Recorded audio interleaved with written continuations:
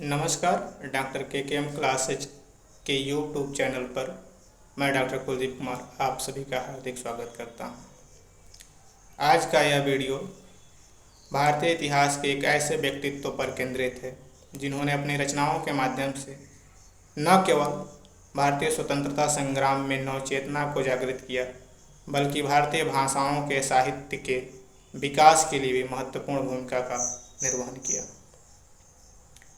उस महान व्यक्तित्व के द्वारा 7 नवंबर 1876 को लिखा गया गीत वंदे मातरम न केवल भारतीय स्वतंत्रता संग्राम का मुख्य उद्घोष बना बल्कि आज भारत का राष्ट्रीय गीत भी है।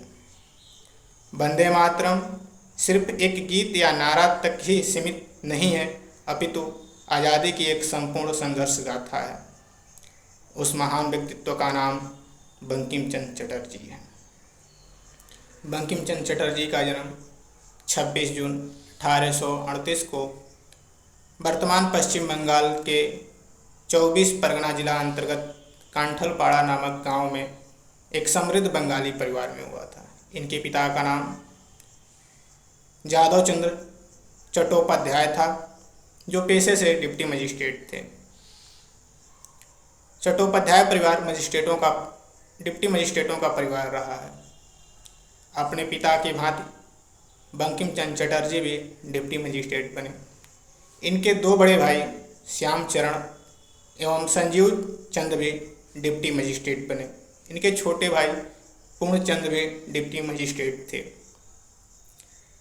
उस दौर में एक ही परिवार से इतने सारे डिप्टी मजिस्ट्रेटों का होना भी एक उल्लेखनीय संयोग था जब किसी भी भारतीय को उच्च पदों पर नियुक्त नहीं किया जाता था। बंकिम चंद्र चटर्जी की प्रारंभिक शिक्षा 1844 में मेदिनीपुर से प्रारंभ हुई।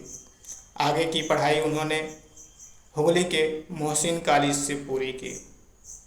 1858 में बंकिम चंद्र चटर्जी ने कोलकाता के प्रेसिडेंसी कॉलेज में अपना नामांकन कराया। उस समय अंग्रेजों के बढ़ते अत्याचार एवं शोषणपूर्ण नीतियों के कारण भारतीय जनता में एक व्यापक आक्रोश था जिसका परिणाम 1857 का प्रथम स्वतंत्रता संग्राम था। प्रथम स्वतंत्रता संग्राम के समय बंकिम चंद्र चटर्जी स्नातक की परीक्षा दे रहे थे। 1858 में बंकिम चंद्र चटर्जी कोलकाता के डिप्टी मजिस्ट्रेट बने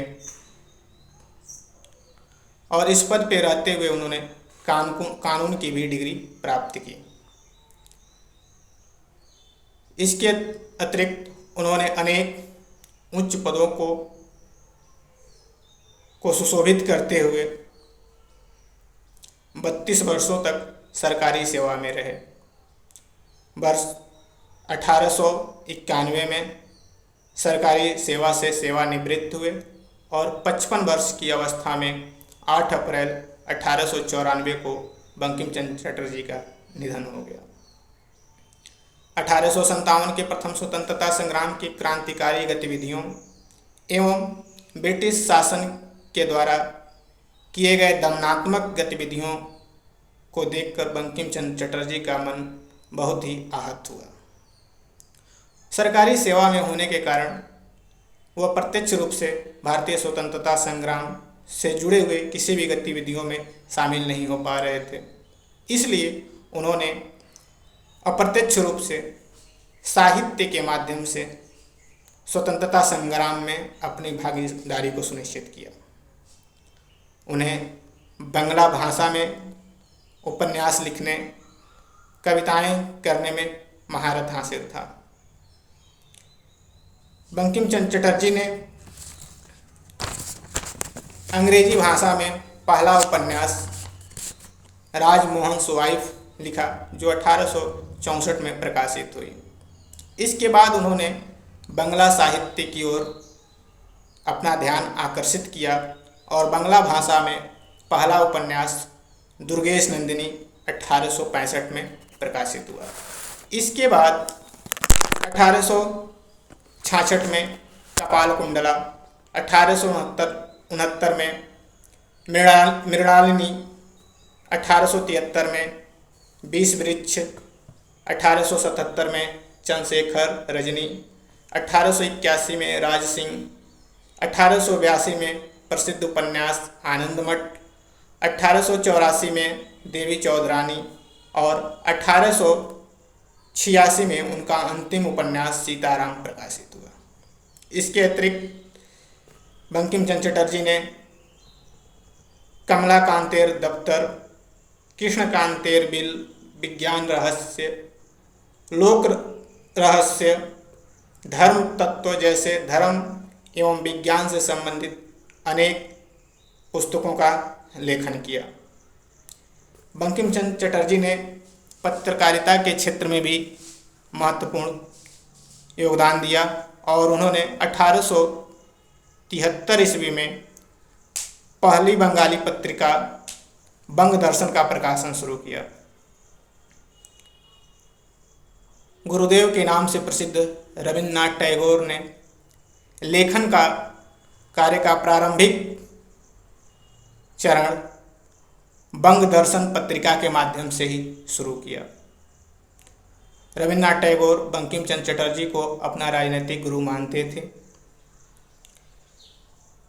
इस पत्रिका में अर्थात बंग दर्शन पत्रिका के माध्यम से ही बंकिम चंद्र चटर्जी ने 1873 में प्रकाशित उपन्यास 20 वृक्ष का क्रमशः प्रकाशन किया।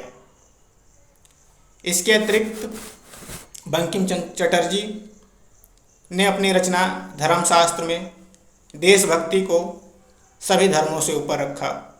उन्होंने लोक रहस्य पुस्तक में उदारवादियों के भीख मांगने की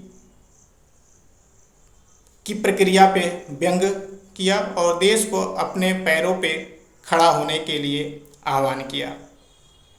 अपने निबंध अमर दुर्गोत्सव में उन्होंने विधवा विवाह, महिलाओं की स्वतंत्रता, उनकी शिक्षा के संदर्भ में बात की है और अंधी अंग्रेजी नकल का जोरदार तौर पे विरोध किया है।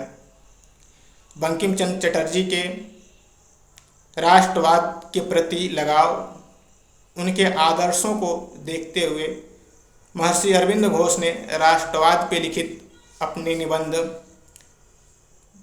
बंकिम तिलक दयानंद में कहा है कि आनंदमठ आंदोलन से जुड़े हुए बहुत सी गतिविधियों का वर्णन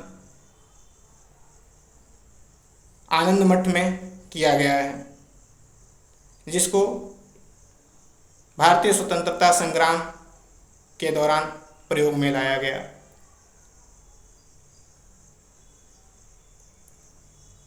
महर्षि अरविंद घोष ने बंकिम चंद्र चटर्जी को राष्ट्रवाद का पुजारी की संज्ञा से सुशोभित किया है। महर्षि अरविंद घोष के अनुसार बंकिम चंद्र चटर्जी ने हिंदू धर्म और राष्ट्रवाद के आदर्शों के बीच एक अद्भुत सामंजस्य स्थापित किया है।